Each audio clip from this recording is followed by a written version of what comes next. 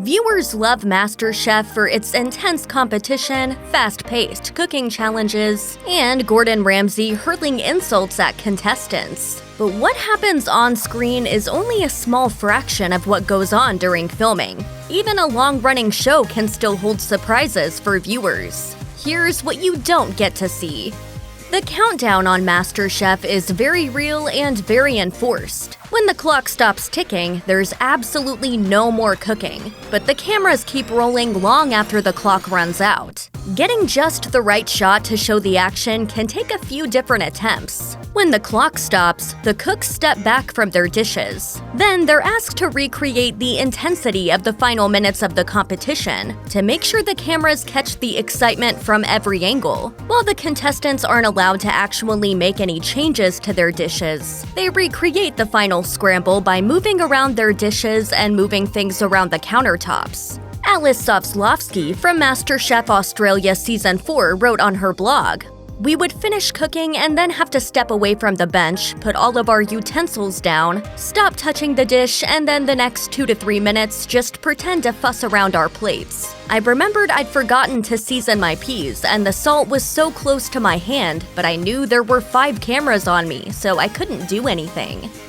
It seems like all the action on MasterChef moves at a fast pace. Contestants furiously cook their dishes and rush to get the food on plates. The judges then declare who gets immunity and who has to cook even harder to stay afloat. In TV time, it all happens in the space of less than an hour. In real life, it takes a lot longer for those final dishes to make it to the final judging. Once again, Alice Sovslovsky of MasterChef Australia Season 4 blogged, "The judges would walk around and taste the food as soon as the challenge was over while everything was still hot."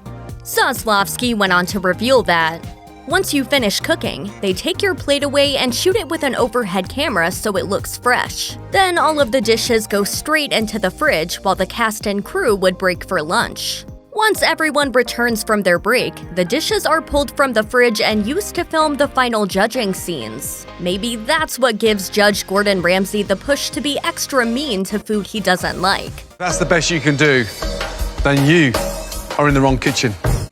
Imagine walking into your kitchen and creating an incredible meal entirely from scratch with no recipes or reference to help guide and inspire you. Now imagine doing that with the clock ticking and Gordon Ramsay waiting to judge the final product. For MasterChef contestants, that's exactly what happens. With no recipes allowed in the kitchen, contestants must lean on tried and true techniques, guidance from the chefs when they offer it, and a heavy dose of luck. Season 5 MasterChef contestant Elise Mayfield told the AV Club, "It's scary. There are moments when you're like, oh my god, it worked. I don't know any other way to explain it other than that it is amazing what the human brain can remember when you're under pressure."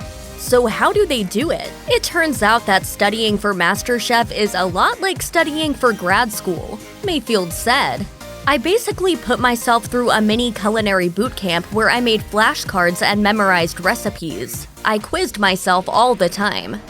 Have you ever noticed how each contestant seems to have an endless selection of one particular kind of clothing in their closet? Like all camouflage shirts for the guy who hunts, or all lace dresses and cowboy boots for the girl next door? That's no accident. MasterChef's costume department gives contestants a wardrobe that fits their personality type and then tells them what to wear for each episode. The MasterChef wardrobe and makeup crew are trying to build a particular character, and it's done so well that you hardly even notice. Season 5 contestant Elise Mayfield told the AV Club, "You are in your outfit that you've been told to put on. You are going to wardrobe and hair and makeup." If you watch closely, wardrobe changes throughout the course of an episode can happen.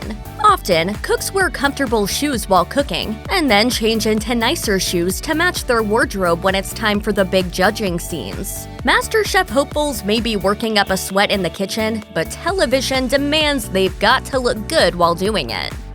If you've ever been on the set of reality TV or a scripted show, you'll know that what's going on in front of the camera is just the tip of the iceberg. Behind the camera, there's a small army of people making it all happen, from camera operators to makeup artists to the people setting up craft services. The MasterChef set houses a working kitchen built where up to 24 cooks can work at once, including a viewing balcony, a small grocery, and a full dining room. What you don't see is the rest of the stage and people working behind the camera. So how do the judges keep track of everything that's going on in the chaos? Well, they have help.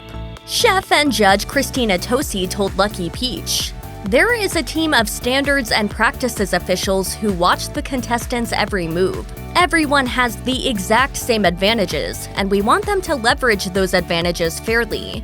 And Tosi said everyone gets the same amount of help from the judges, admitting, "We want everyone to succeed." Between the pots and pans getting thrown around the stovetops, stand mixers whirring, and trays coming in and out of the oven of a very large kitchen, you might not even be able to hear what the person next to you is saying on the MasterChef set. But according to Delish, every single word the contestants say is recorded. Each cook wears a small microphone that can pick up even the quietest conversations while cameras are recording the action from every angle. With so much audio and video to go through, the production crew has a massive amount of material to manage for every episode. The microphones are attached to the cooks' aprons and capture conversations between contestants, people talking to themselves while they cook, and hopefully even a few dramatic sound bites to make an episode especially exciting. How did I tell you to cook them, though? You told me to. You didn't tell me to cook them. I said to cook them almost burnt. No, you did Yes, not. I did. You said don't burn them. In a Season 8 episode of MasterChef, 3 contestants were tasked with a pressure test of making a chocolate souffle to progress in the competition. Chocolate souffles are notoriously finicky and delicate, allowing very little room for error. How then did all 3 contestants manage to prepare absolutely perfect souffles and avoid getting sent home? Season 5 contestant Elizabeth Covell wrote on Medium, "The answer is they teach us. Every weekend, we'd practice 3 to 4 dishes or techniques." Covell explains that while filming took place Monday through Friday, the contestants were offered cooking classes on the weekend. They weren't required to take these classes, but considering that the lessons would walk cooks through techniques directly related to upcoming challenges, it probably wasn't smart to turn them down. Indeed, contestants who took the classes often did better on the show than ones who didn't. So it's okay if someone doesn't know how to cook everything. It's more about who remembers how to make and execute the recipe best. It's difficult for many of us to go without social media for a whole day, but if you're interested in being a reality TV star, you'll need to learn to go without. MasterChef contestants aren't allowed to spill the beans about who made the cut or what they cooked before the show airs. The veil of secrecy begins the moment the contestants step on set. The production staff takes each cook's phone before they come on set and holds on to them for the duration of filming. When they're not filming, contestants are allowed to contact their families, but aren't allowed to discuss any details of the filming or broadcast. Being so secluded in such a stressful environment certainly takes its toll on plenty of the cast members, especially once they re-enter society after their time on the set. After leaving the production, Season 5 contestant Elise Mayfield told the AV Club, "The real world just came flooding back to me, and it was really scary because I'd been isolated for so many weeks. And getting my phone back and realizing I had 1,000 emails to read was shocking." Given the amount of food that everyone goes through making their signature dishes, you may wonder where all of it ends up.